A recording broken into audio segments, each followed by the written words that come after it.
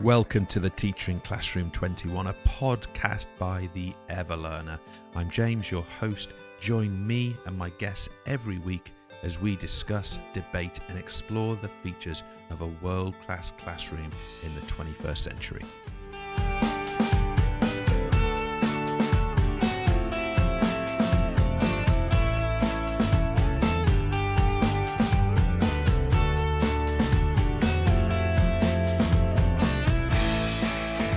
Welcome to the Teacher in Classroom 21. I'm your host, James Sims, and I'm joined by my colleague, Marta Soteras-Mun.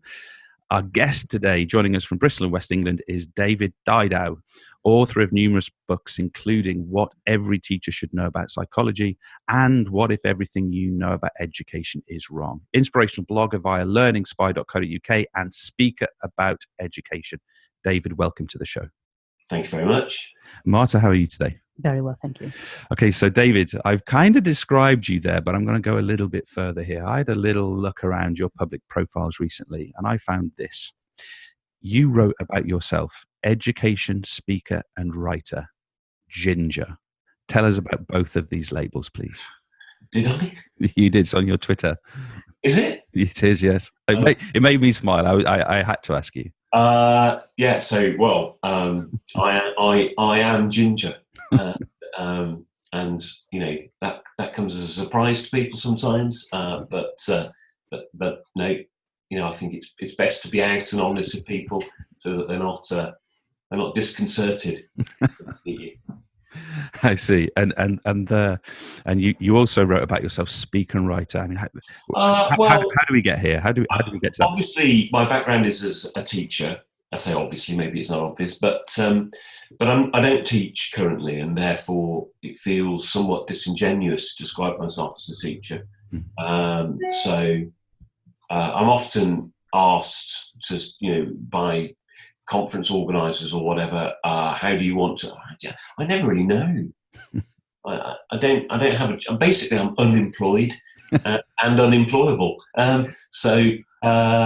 I work for myself, and I find myself a very understanding and relaxed employer.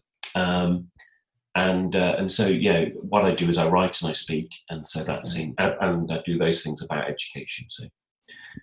You've touched on a couple of things there I find really fascinating. I've also described myself in recent years as unemployed, so we have a connection there. I remember being at one particularly really posh wedding, and I was at the very outset of my journey into business and self-employment, and I described myself as being unemployed, and basically everyone avoided me for the rest of the wedding in that situation. And but I do respect you for describing yourself that way. Go ahead, Martin. And the label of unemployable also.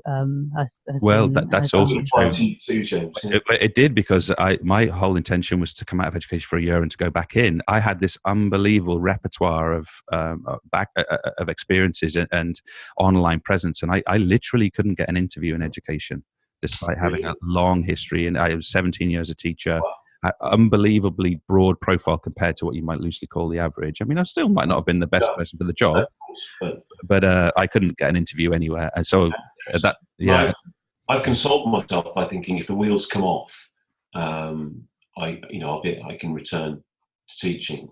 Maybe I'm mistaken, because I do think, because you mentioned that I've got a bit of reputation for challenging things. I do think it might be a brave head teacher that would be happy to give me a job. I've interpreted exactly the same thing. Yeah, exactly. Or good. And what one has to ask there. What proportion of how many of those brave head teachers are truly out there? Yeah, well, there are definitely some. There are some people that I've connected with via social media who I've the utmost admiration for. People like John Tomzit. I don't know if you've come across him. Yeah. Who just seems an extraordinary man. But I do think he's probably the exception rather than the rule. Yeah, I would tend to agree. I mean, it seems to be at the upper echelons of senior management in schools that it's also that super pressurized job where taking innovative and individualized decisions in a particular circumstance seems to be very, very difficult. Yeah, well, and I think the thing, I don't know, I think the thing that is perhaps easiest to lose, but most important to retain is humility. I agree. And that's, yeah. So if you come across a humble leader, I think you've got a good chance. Yeah, I agree with you. I have a question for you, David. Yes. The importance of knowledge seems to be a key theme in your work. Tell us about that. Who must be knowledgeable, and what's the role of the need of that knowledge in the classroom and beyond? Okay, I think that can be summed up by saying that you can only think about things that you know. It's literally not possible to think about something that you have no knowledge of. Okay. Try it for a moment. Yeah, that's difficult. You can think about things that you've got a vague awareness of and think, oh, I don't know much about quantum physics, but you literally cannot think about something that you know. And the more that you know, the more interesting the thoughts that you can have. So on that line, David, if we take the two primary players in the classroom, the student and the teacher, where do you currently see the role of knowledge for each of those? Are we, for example, are we confident enough? Are we certain enough to really develop that knowledge base in students as is truly required to think about a range of things? And beyond that, do we find that today teachers across obviously a huge generalization, but across a whole industry, are knowledgeable enough about those things that are central to their role? Well, okay, there's some big questions there. So I think just if I sort of backpedal a little bit and say that knowledge is just a means to an end. It's not. I don't see it as an end in and of itself. So, like I think everybody, I think that children should be creative and able to solve problems and collaborate together and be critical in their thinking and be happy and liberated human beings. I don't think there's anybody who's seriously arguing against any of those outcomes. Where I would differ with some other people is that I think that the more you know, the more likely all of those outcomes are. I agree. So that's the point of it. And so the interaction between a teacher and a student, that primarily perhaps on the journey towards getting children to think better, the role of the teacher is to get his or her students to know more. The more they know, the better they'll think. So that would be something that I would consider to be important. So how do you communicate and convey what's important are difficult questions. And there is also the very tricky question about what knowledge, what is, that time in a classroom is finite. You can't teach everything that's possible to be taught. And so you have to make choices, and those choices are never going to make everybody happy. Is it fair to say that those choices are very frequently decided by the specific parameters of a specification of a course structure? Well, some of them are, but I think teachers have a lot more agency than often they feel. I agree completely. Yeah. Every decision that appears to be made by a school or a department or a specification is mediated by a teacher. And so we decide where to place emphasis and what to convey enthusiasm about and what to be dismissive and say, well, we've got to do this because it's in the exam. And so we have I think we have quite a lot more control than we believe. But I think it's also very true to say that we, generally speaking, we teach what's assessed. Yeah, I agree with you, and it's certainly is it fair to say, Martin, it's certainly one of the pressure points we experience. We've both spent a lot of time in the classroom, and I think that was increasingly the pressure that was achieved. I was very fortunate. I had a truly inspirational principal for a long period of time who used to say repeatedly to us, for goodness sake, teach beyond the specification. Yeah. For goodness sake, teach beyond the specification. Yeah. And John Guy, MBE, a phenomenal man. And that was instilled in me very early in my career. Now I try and represent that still in the work we do, but the number of the time we get feedback from colleagues saying that specific word is not in the specification is for me disturbing. Well, really disturbing, because I think that a specification is a sample and a necessarily narrow sample of a domain. Yeah. So my background is as an English teacher. So if you imagine all of the things that could possibly be taught in the domain of English, it's vast. It's enormous. So a specification samples a small number of those things and then creates an exam which it samples an even smaller number of things. And then the exam board creates a mark scheme which has indicative content about performance at different levels on that very, very narrow sample. That mark scheme is shared with teachers, and in the very worst cases, the mark scheme becomes the curriculum. Yeah, yeah, and I think that my feeling, I don't know if I could evidence this beyond anecdote and a broad experience, but my experience is that is increasingly the case. Yeah. So and I think that in a lot of people's minds, there's the idea that you can improve exam performance if you teach to the test. Yes. And I think that sounds intuitive, but is actually probably undermines performance. Doesn't it undermine intuition itself? Doesn't it? I mean, I don't know. I don't know, but it's if you prepare people to sort of meet a very, very narrow set of circumstances, there's the possibility that they'll be able to meet that exact set of circumstances should they arise. Yeah. There's very little possibility that they'll be able to deal with anything that's slightly outside of that. And I think so. So I really accept, for instance, this is exam season now for year 11 and year 13. It makes enormous amount of sense for a teacher to be preparing students for the specific exam that they're going to be sitting at this point in the year.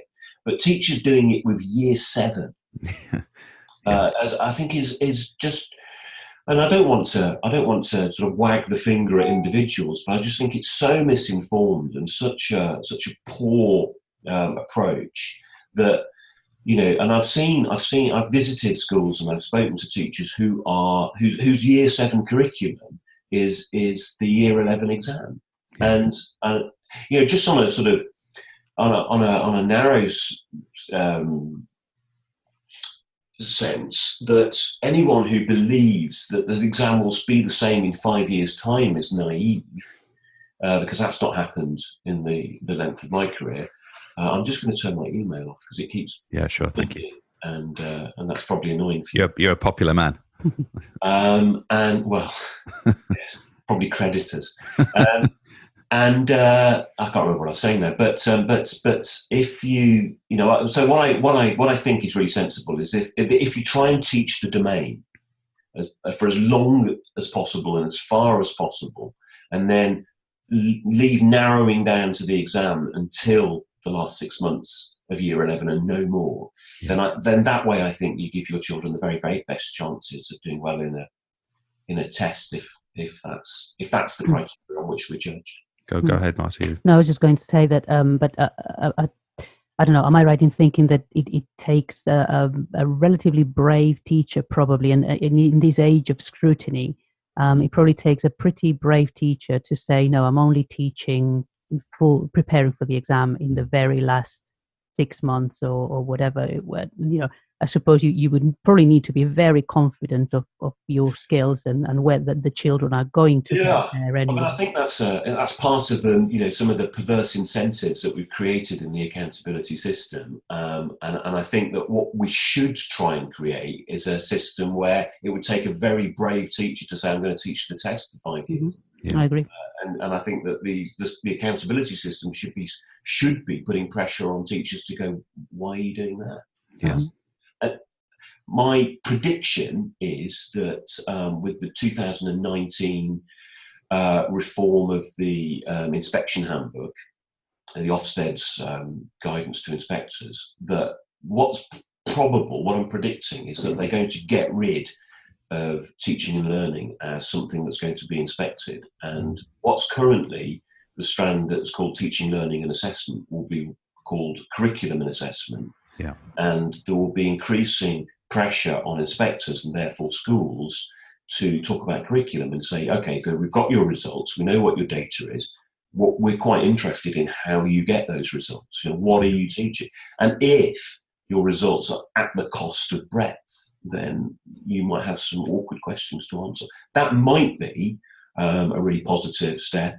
Obviously, Ofsted being Ofsted, they'll probably muck it up, but it's. I think it's a step in the right direction to help mitigate against some of those pressures. Yeah, I agree. It's one of the classics that I've experienced personally, and that I see as well, is that the first sacrificial lamb to better exam performance is the breadth of the experience that a young person, in my opinion, has the right to. Now that breadth can come from any aspect of life. It's not solely on the school to provide breadth, to solely provide music, for example, to solely provide artistic or dramatic expression, for example, or sport, but the school can, and in my opinion, should be a hub of the community, and therefore should have the capacity to do that. Of course. I mean, I visited the school yesterday, and the head teacher said to me, "We really value the arts at this school." And I thought that's an extraordinary thing to sort of feel that you need to say. Yeah. I think it would be better if schools have said, actually, in our school we don't value the arts, because that's the extraordinary thing. Absolutely. So the fact that people are going around sort of confirming the arts are important here. How have we got to that? Yeah, and here's something for you, David. I've been reading your work recently, and particularly in relation to what if everything we know about education is wrong. I know that I think you, like I, value the process and the impact of provocation in the most positive way. I think the title itself is provocative in the most positive way.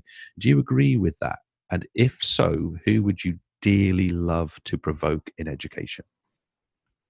An individual? An individual, or it could be, or institutionally. Who would you like that message to be? I would really like to sit down and debate some of these people whose ideas are really, really influential, and they have very popular, TED Talks and that sort of thing, or positions, and they're very witty and charming, but I think their ideas are often bankrupt.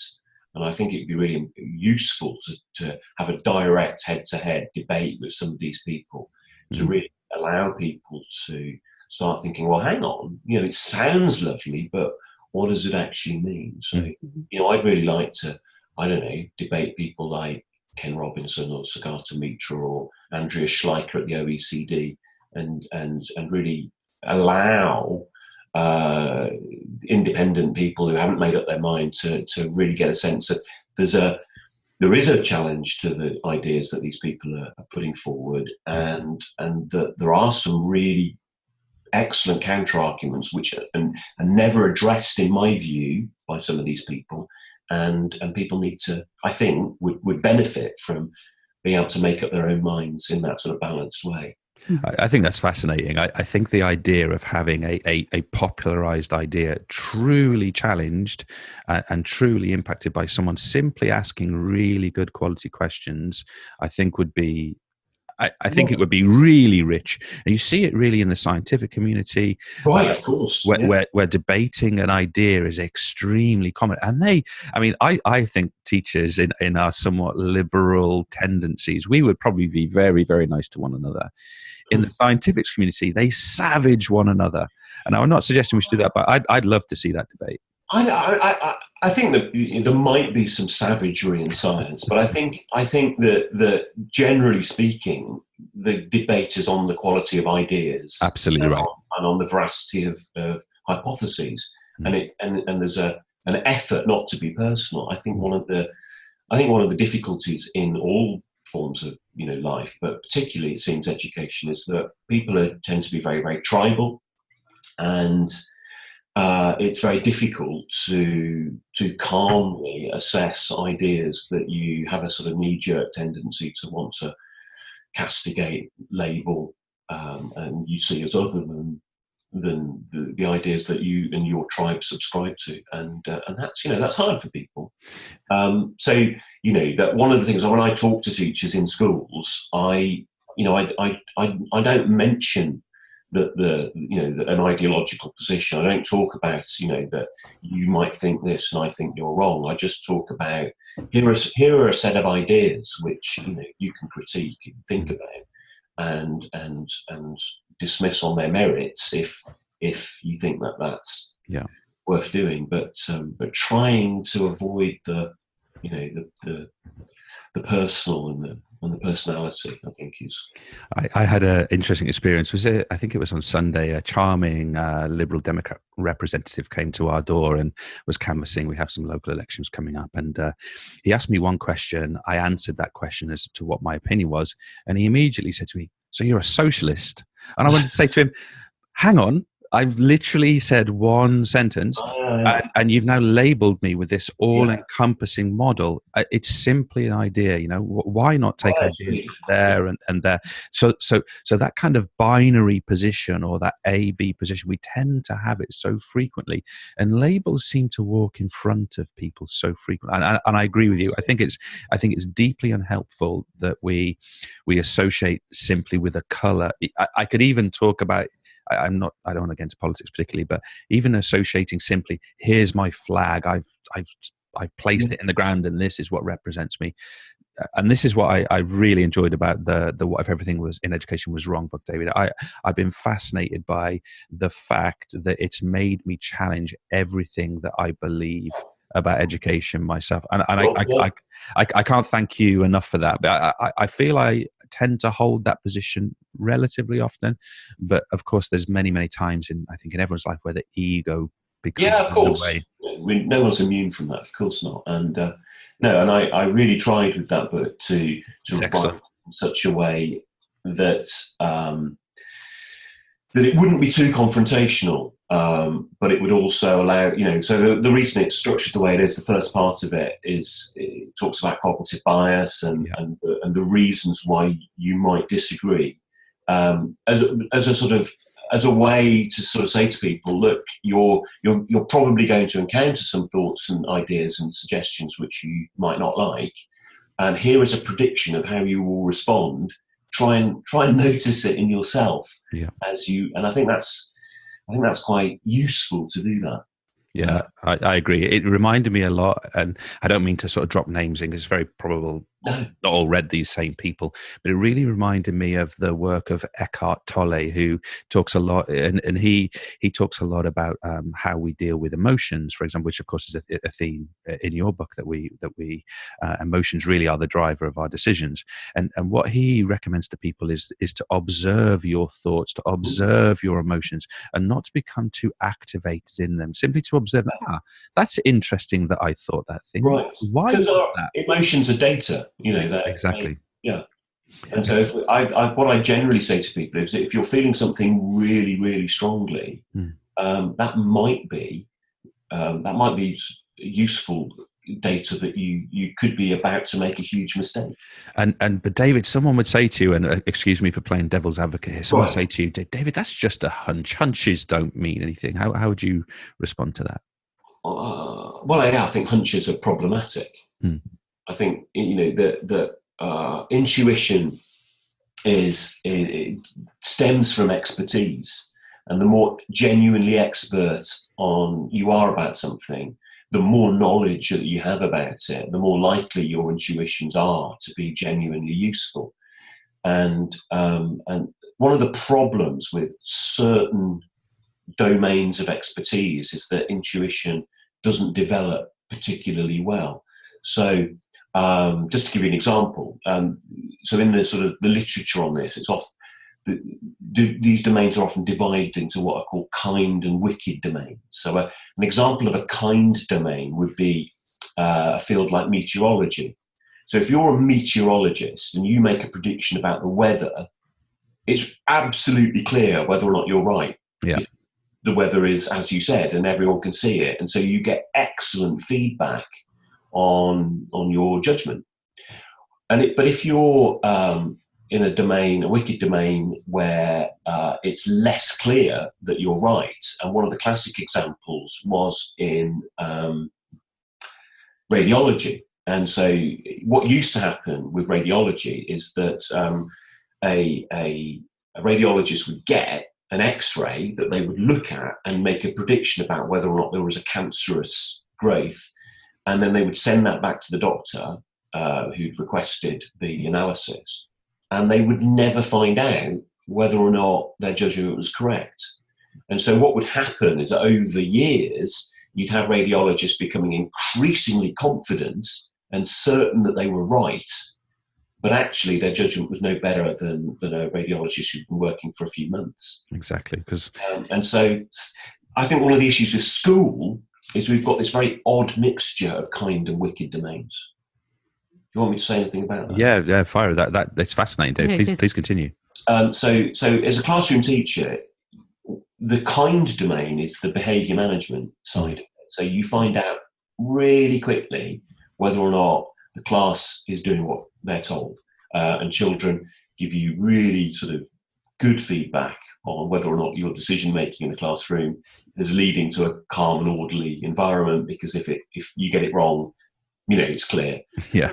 So we get really good at that over time. We hone our skills, but with something like how the quality of our instruction, how good we are at teaching, we tend to judge that based on how children behave in a lesson, on their performance that we can witness.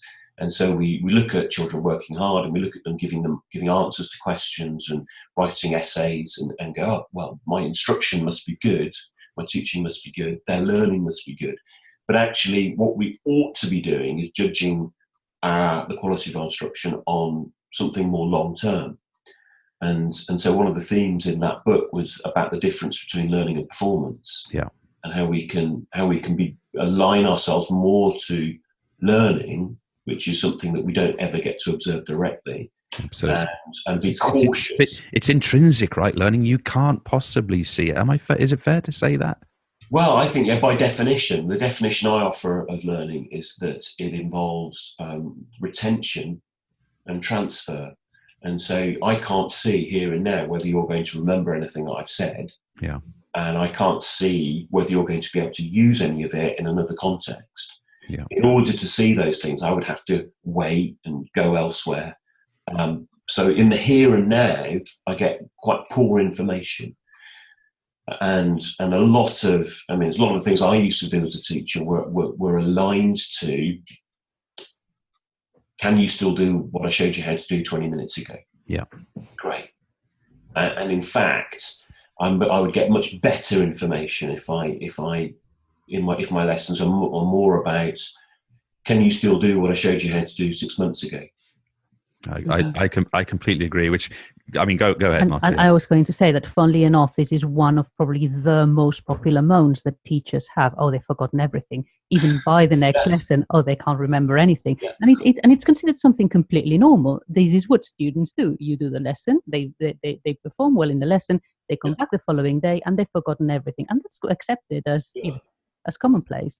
Yeah. No, and I think there are a couple of good reasons for that. So one of them is that when we align teaching towards performance, we encourage children to give the right answer. And my experience is that children are really good at working out the answer that you'd like them to give. And you can tell whether they're doing that often because they sort of look a bit confused and they say, "Is this right?" And you look at their answer and say, "Yes, that's right."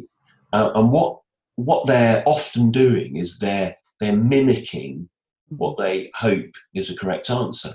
And if we accept that mimicry as evidence that they've really learned in a robust way, that they've retained and will be able to transfer the information, we'll often be mistaken. I think that's beautiful, but David, I have to jump forward to a question which I think was going to be our penultimate question, but it's so relevant now. I'd like to ask you, David, what is the role of errors in the classroom today? What could the role of errors in a truly great classroom be?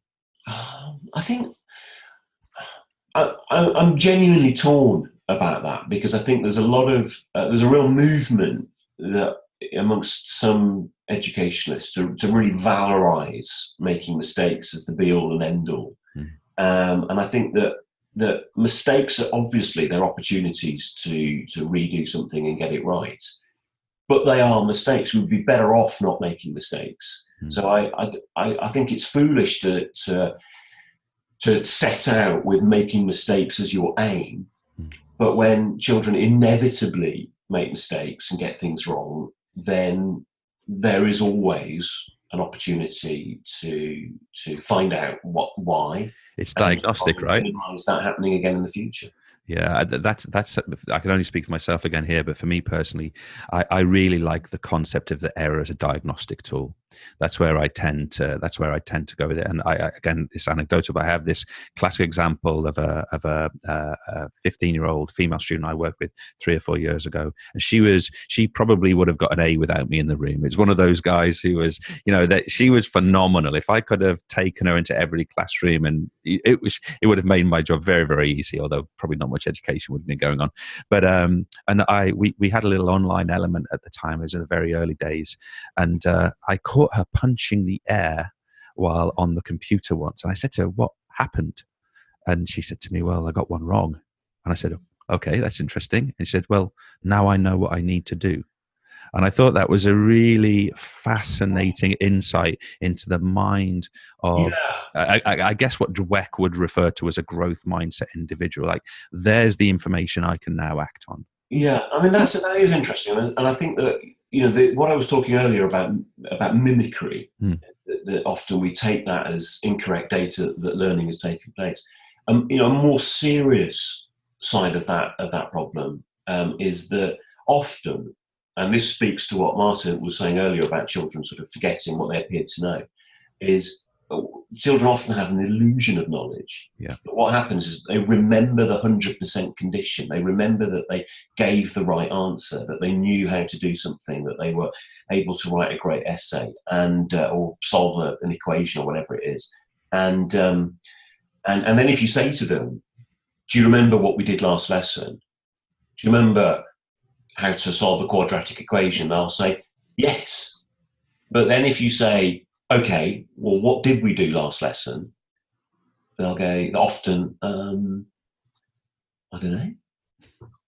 Do you remember when we did the Vikings?" "Yes." "Tell me 5 things about the Vikings." And so that the memory that they have is often not the memory that we want them to have. And so by asking specific questions, by getting children to retrieve specific bits of information, there's 2 benefits to that. And one is, as you say, like with that student that you were talking about, is that children get much better information about what they actually know versus what they think they know. Yeah. And if they get a question wrong, then that gives them much better awareness of what they're ignorant of. But also that act of trying to reassemble what we once knew provides retrieval practice, which leads to much greater facility in the future. I couldn't agree more. That the process of encoding and decoding, and that process of retrieval, either application or manipulation, and restoring, I think is something which is, I think we almost have a segmented view that this was in the lesson today and this is in the lesson, next lesson, this. So it kind of, as its structure and its nature, limits that, which I guess is why we have many protocols, which is you must top and tail the lesson, where we've been and where we're going, for example. Well, for me, it becomes much more about having a stream of experience, which is only truncated at more organic points, not inorganic points. Right. That was just a wild observation, really. I'm sorry about that. Right. I think one of the problems there is the concept of lessons themselves. Yes, I agree. It's inevitable, timetables being what they are, that a lesson will always be the unit of delivery. But I think they're a very poor unit of planning or assessment. Yeah, I agree. And so I try to talk about teaching sequences rather than lessons. Yeah, it's several lessons. That's really, we just for our tooth penn'orth, we work on what you might loosely call a 2-week target setting protocol in the average situation. So it does depend on which subject it is, does depend on whether you've got 1 lesson a week or 5, of course. Yeah. We work on across a 2-week period where students have to have met a certain series of standards and goals within that period. But they have a large amount of flexibility within that 2-week period about how they actually get there. And what's interesting about that, when we started doing that, is we kind of began to so by the 2-week if you consider it to be some kind of barrier, some kind of endpoint, at the end of that 2 weeks, we'd get to a situation where we could say to students, you're no longer working towards your target grade. You're working towards what we might loosely call mastery. And the journey you take is individual to you. And yes, if you need to work harder on something, do exactly that. If you can get to that section quicker, fine. But you have to have shown by the end of that period that you have mastered these ideas. And that really changed what happened in my classrooms. And it's something that I think people can reevaluate in the way they work in classrooms. I think so. I mean, I think one of the, mastery is one of those words which is bandied around an awful lot. I agree. And so a very simple formulation that I use that often seems to help is to say, don't practice until you get it right. Practice until you can't get it wrong. That's mastery. David, I can't support that view enough. If you consider yourself cuddled, sir, bring it in. You bring it in, exactly. It's something. I mean, I put it in slightly different language. I'm going to nick yours now, though, to be fair, because yours is better. No, but it's. Well, I don't think it's mine. I think I nicked it from someone else. But I don't. Well, that's what all the best do, right? So for me, the way I often describe it is, it's impossible for me to know what mastery of mathematics or the English language or Spanish is. It's enormous. It's not possible. Yeah. But I can have a really good insight or get very close to being confident that I or another individual has mastered at the task level, at the individual experience and task level. A series of questions. They're trying to build a model and construct a model.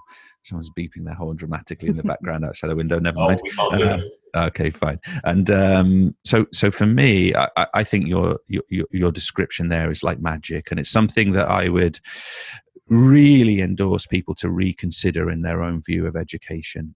Is it possible that this notion of working to target grade, exam grade, predictor, is that actually more of a limitation than a facilitating impact on a young person's experience of learning? I think there's a really good case for saying it is, that the minute that you say to someone, these are the expectations, you in most cases, you act to capping the likelihood that they'll think differently about what you've said. And especially when we tie things to numbers, that numbers have this sort of magical quality that we think that they're more meaningful than things that are described in words. And so, I think they really limit us. They really constrain our thinking. Yeah. And it's one of the cognitive biases that I wrote about in What If. Yeah, I couldn't agree more. David, what do you consider a 21st century skill to be? What is that concept? A complete misconception. Normally, I mean, I think there probably are 21st century skills. So setting up the video conferencing that we've done today is probably a 21st century skill. Let's hope it comes out okay. Sure. And then we'll get feedback on the quality of our 21st century skill. We will. So anything that is in using technology that was invented in the 21st century is a 21st century skill. But what often gets labelled as 21st century skills are things like creativity and critical thinking, problem solving, collaboration. I think of these things as prehistoric skills. They've been around for as long as humanity has been, Homo sapiens has been around. They're so vital to the survival of our species that, that to think that they've only existed in the 21st century is clearly absurd. And so I think that's something that's sort of worth bearing in mind when people say that sort of education in the 21st century should be about developing these 21st century skills. If they've always been important throughout human history, how did that happen? How are people creative? What does it mean to solve problems? And when you start thinking in those terms, that creativity and problem solving, all the other things, are fairly trivial. in terms of what they mean. So we do them all the time. When you look in your fridge in the evening and think, oh, this is a meal I could make, that's creativity. Yeah, bringing divergent ideas, connecting more than one concept together to something new. When you get out of bed in the morning and decide what to wear, that's problem solving. Yeah. When you phone up a friend and arrange to, have a night out, that's collaboration.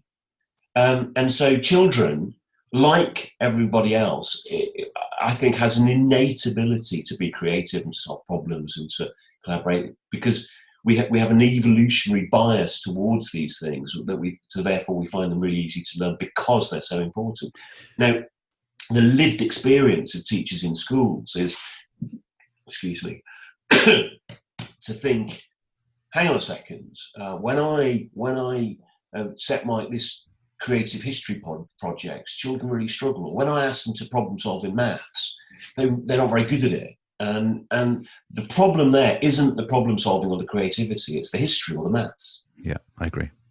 So is it fair to say, therefore, David, that the real job of education in that series of experiences is to ensure that we don't switch those, rather than inculcating them into somebody, isn't the job that we make sure that we don't switch those things off? And I feel that we might be doing that. Well, I think, yes, I think you're probably right. But what I would say is that all of these things, as we mentioned at the top of the interview, all of these things require that you know something about the subject that you're trying to think about. And the more you know, the easier that will become. Mm-hmm. And so I think that if you really want to switch someone off problem solving in maths, don't get them to master the basics. Yeah, there's not much point trying to problem solve in maths unless you've got the knowledge, which is the fundamental underpinnings of that thing. And that really reminds me of someone like Salman Khan's work, the Khan Academy, where they literally have built maths in a building block fashion, where, look, let's master multiplying and dividing negative numbers. Let's make sure our system allows us to go back to that if we forget. Yeah. Before we really throw someone in the deep end with pre-calculus, for example, because they're going to become unstuck unless they're really confident in that thing. And that's not to say we hold them back. It's that the system is agile enough that they can go back if they need to. Sure, absolutely. And so when you say we shouldn't be turning these things off in children, I think that sort of leads to a discussion on motivation and how do you motivate children to do things like mathematics, which isn't something that many people are naturally predisposed to want to spend time on. Yeah.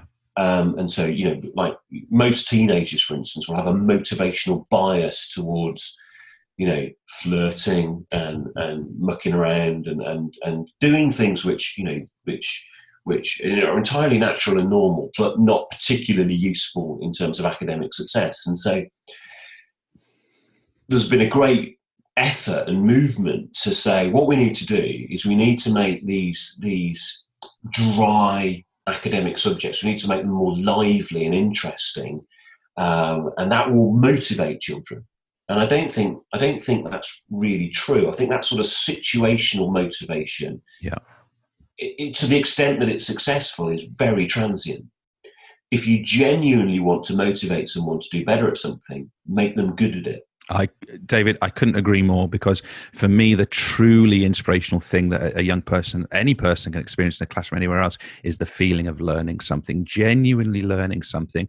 For me, the other aspect of that is learning something which the individual believes is relevant and important for them. Now, that can also be a challenge and a bias, but I think a lot of demotivation just comes through repetitiveness, not truly having the opportunity to really get to learn something. Yeah, and teaching properly. To the test. And exactly, teaching to the test. David, what's this concept that I've read over here? Don't worry about that, James. You're not going to be asked about that one. Okay. All right. And I have to be honest. I mean, I have said those things before. Sometimes it's a defense mechanism because I don't know that thing. Oh, that old chestnut. That old chestnut. And sometimes it's a defense mechanism, I think, for colleagues, because they are genuinely completely focused on what may or may not be the wording on a test. Which is fascinating, isn't it? Because I think if you ask teachers, why did you become a teacher? I agree. Very few of us say to get children to do well in tests. We have a much broader sense of, as particularly secondary teachers, often a love of the subject. But also, this idea that we're going to inspire and get children to flourish and be independent and make a difference. And then we do something entirely at odds with that. And that's got to be cultural, right? That can only be as a result of a prevailing culture within our system. But also, I was going to say that isn't it here the key that maybe as a teacher, so ultimately what we're describing here is that that students need to get to those intrinsic rewards. They need to be able to, we want them to want to do that just for the value of it, just because they enjoy learning it, basically, because they either enjoy it or they get some sort of satisfaction out of it. And maybe as teachers, of course, that is probably the hardest nut to crack, isn't it? It's very easy to set up a little competition in lesson where they're going to get sweets or they're going to get whatever and get them to perform and do what you want them to do right then.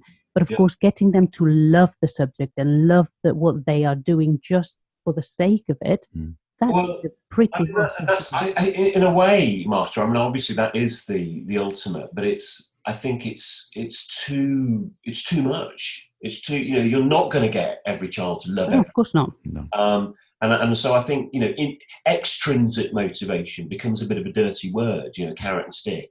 But I think that as teachers, we can be much cleverer about the way that we use less extrinsic motivational methods. So one of the areas where I think a teacher can really have a great command of the extrinsic motivational factors is to create a culture in a classroom where working hard is perceived as something worthwhile, and that becomes self-perpetuating within a peer environment. That's still extrinsic motivation, but much, much more powerful than sweets. Yeah. For me, I think as well, sort of learning paradigms or learning theories, they're often presented, Bandura's social learning theory, Skinner's operant conditioning. We look at constructivism, whatever. They're often presented or read, perhaps, in a way that they're discrete and separate, and one is right and one is wrong. Surely the greatness here is that we can combine all of those to deeply manipulate our students into doing those things that really, really work. And manipulate is too strong a word, but if we combine those different models, if we combine the right, perhaps ever reducing notion of extrinsic motivation, but also develop that love and that autodidactism that can exist within any human being, in my opinion. Yeah, I think when you talk about those foods, the story about the blind men given a different part of an elephant to feel, and one of them feels the tail, one feels the trunk, and they're all then describing a different animal. Yeah. I think a lot of educational theories thinking about learning are like that. So some of us are feeling the tail and some of us are feeling the trunk, and we get obsessed with the bit that we're researching or thinking about, and that maybe it's fair to say that all of these things are perceiving an element of a much, much greater whole. Yeah. And so one of the things that people often assume about me, that I'm very dismissive of, for instance, constructivism. For me, it's entirely obvious that learning is constructivist, and that we learn things by assembling things that we know and putting them together. The fallacy for me is that because that's how learning happens, teaching should happen in the same way. I agree. I think there's merit in most of the thinking and discussion that's out there. I think the problem comes when people become too obsessed with pursuing one of these elements and then stop looking at the merits of others. And talk about the merits of I'm going to move into sort of a skill area here. I'm somewhat ashamed to tell you, Dave. I have to say, when I've been writing to you and things this week, I've been checking over. my experience with my English teacher as a child was not a great one. I was the football kid. I was the outdoor type. That was the last place I wanted to be. And now I kick myself deeply. But my question to you is, as someone who rarely read as a child, why should I develop my children and students as readers? Why should you? Yes. Well, there are enormous cognitive benefits that come through reading. And so essentially, if you don't have much experience of reading, if you haven't read very much, or if you struggle to read, then you have a much, much smaller slice of the world to look at. The reading allows you to look into other people's minds and to time travel into the past and to just get so much a wider perspective on what the world contains. You get to see things that you'll never physically see and think about things that you wouldn't otherwise. So I think that if you have to persuade people that reading's, I mean, I think one of the problems is that far too often we talk about reading for its own sake, and it seems to me obvious that what you read is far more important than reading in and of itself. And so, if you give someone, if you can take anyone, no matter how keen they are on reading, give them something boring to read, and they won't read it. Yeah, stands to it. So. I think that one of the ways that this has gone wrong in schools is the reading for pleasure movement, which is all about how can we get kids to enjoy reading? How can we get, especially teenagers with their access to social media and computer games and everything else, how can we get them to not do those things and instead to love reading? And I think that, it's too big a question. If you ever find out the answer, you can probably rule the world. But it's not you can't get people to enjoy things that they don't enjoy. Sorry, please carry on your point. I didn't mean to. So I think that the way I think about it, instead of reading for pleasure, is about reading for betterment. I think that what we read makes us better human beings, and that we can find. So I think that, very, very low bar. Read this book, it might be fun, you might enjoy it. Well, you might, and great, but that's a low bar. One of the things I found out a year or so ago was that in Russia, every school child reads War and Peace. Now, I'm not for a minute saying that we should emulate the Russian education system, but I do think that if everyone read War and Peace, they would be better people as a result of that. Yeah, I really like that, David. Read for betterment. Read it. It almost makes reading. I don't mean this in the negative sense, but it almost makes reading a very selfish thing. You're doing it because it's for yourself. You're doing it because it's good for you. You're doing it because it's building you.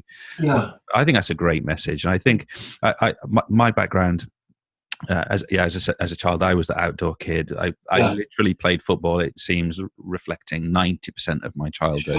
Right. Got reasonably solid at it, but of course, once you get to being a proper adult, it sort of loses its. It's interesting, isn't it? The things that we do as adults for enjoyment. I just look at myself now and say, for the most part, exercise is a chore. Something that I do because I recognise that I'm not getting any thinner. And having said that, over the past few months, I've started doing karate with my daughter. Okay. I've got to say, I love it. I'm so obsessed with it at the moment. I've been training sort of 2 or 3 times a week. That's great. Dojo, it's what I find really remarkable about it is that pretty much everything I do in my life, I'm relatively competent at. And I've chosen to do something which I'm really incompetent at doing, and yet the way in which the karate lessons work is absolutely about the things that we've been talking about. It's about mastering basics and being motivated by getting having small successes and getting things right, as well as aspiring to things that you're not yet capable of, and making mistakes along the way, and sort of recognizing that, okay, if it feels like that, that's wrong, and if it feels like this, that's right. And it's quite an interesting experience. But anyway, so we were talking about reading, and I think there are some useful things that you can do to think about the messages we're giving about reading. And one of them is there's pretty good correlational evidence that the more you read and the more that you like reading, the better you do in school. Yeah. And so I think that's quite useful to tell children that if you read often and you enjoy reading, you are likely to do better. And there's also quite interesting evidence that if you read for 20 minutes a day, that's significantly more important than, for instance, reading for 10 minutes a day. You get far more benefit. It doesn't stack in a linear way. It becomes exponential. And that's something about the fact that that sustained period of sitting down for 20 minutes, if you only have 10 minutes, you've got that much more faffing about finding your page or whatever, that you do a lot less actual reading. Yeah. And so one of the things that you can think about as a parent or as a teacher is, are my students reading for 20 minutes every day? Yeah. And if they are, then that's a useful, that they're going to be encountering a lot of vocabulary and a lot of syntactic constructions that they won't encounter through speech. So one of the findings is that after the age of 5, almost all the vocabulary we learn comes from reading. Yeah. So if you don't read, you just have a less developed vocabulary on average. And, so there are all sorts of benefits to it. But, finding something that's meaningful and much more important. And I think that,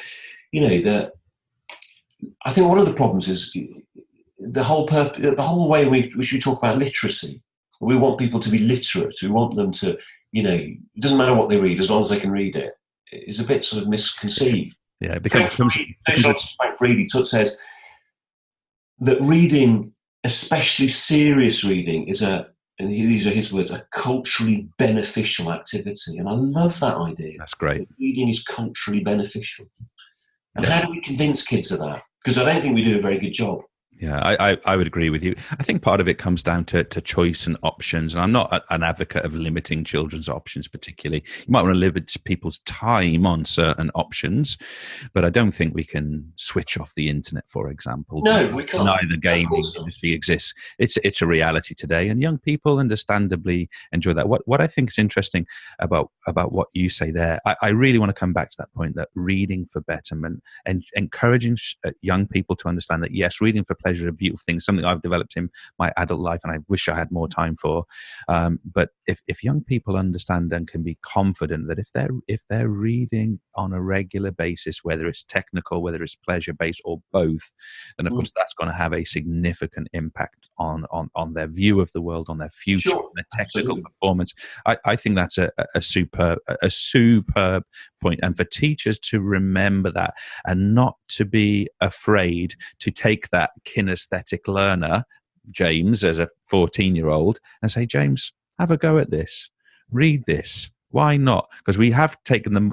I think we got the multiple intelligence thing a bit wrong, if I'm honest. I think we didn't really get a good application in education, that we only gave a visual learner visual stuff. We only gave a kinesthetic learner stuff to move about. I think that was a mistake. But I do want to jump to a question, David. It's deliberately provocative, and feel free to take a moment to think about it. I want to ask you, is the education sector today truly, as it should be, the learning industry? Is the education sector the learning industry? Yeah. What do you mean by that? Are we in education? Are we true specialists? So if we were to go to a technology company, Apple, say, or Microsoft for software, we would find true specialisms in how to build, how to test, how to construct, how to use microchips, how to build software, how to build user journeys. Are we today in education true representatives of what a learning industry could be? Well, I don't know. I don't think that there's enough emphasis in teacher education and teacher training and professional development on how children learn.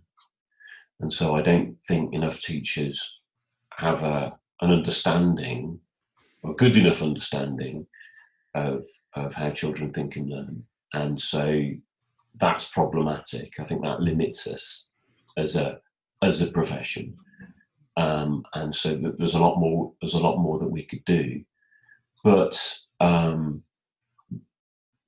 don't know if that's answering your question or not.